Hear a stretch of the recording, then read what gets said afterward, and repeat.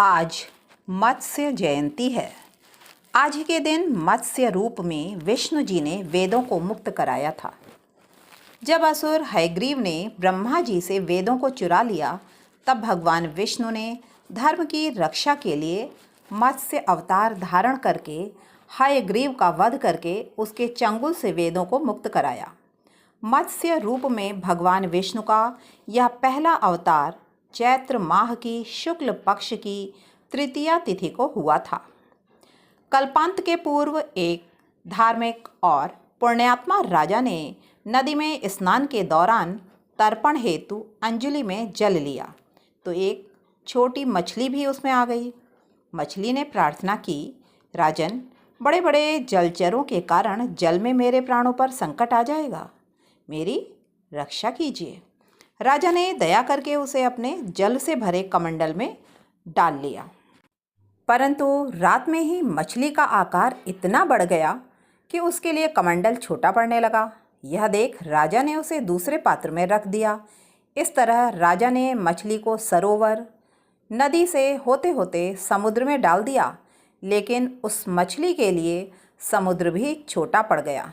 तब राजा ने चकित होकर पूछा कि जिस गति से आपका शरीर बढ़ रहा है, उससे लगता है कि आप ईश्वर हैं।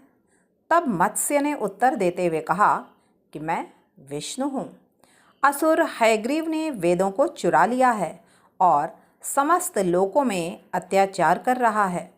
उसका वध करके मैं वेदों को मुक्त करवाऊंगा। आज से 7वें दिन पृथ्वी पर जल प्रलय आएगी। तब आपके पास एक नौका आएगी। आप उसमें सप्त ऋषियों सहित सभी अनाज और औषधियों के बीजों के साथ उसमें बैठ जाइएगा। उस समय मैं पुनः आऊँगा और आपको आत्म तत्व का ज्ञान प्रदान करूँगा। 7 दिन के बाद आई जल प्रलय ने पूरी पृथ्वी को नष्ट करना शुरू कर दिया। यह देखकर भगवान विष्णु मत्स्य अवतार के रूप में प्रकट हुए और वासुकी की सहायता से नौका को बांध दिया। मछली राजा मनु और सप्त ऋषियों सहित अनाज तथा औषधियों के बीजों को हिमालय के शिखर पर सुरक्षित ले गई। इसके पश्चात भगवान विष्णु ने मत्स्य रूप में राजा को आत्म तत्व का ज्ञान देते हुए कहा, सभी प्राणियों में मैं ही निवास करता हूँ। सभी प्राणी एक समान हैं। जगत नश्वर है। नश्वर जगत में मेरे अतिरिक्त कहीं कुछ भी नहीं है।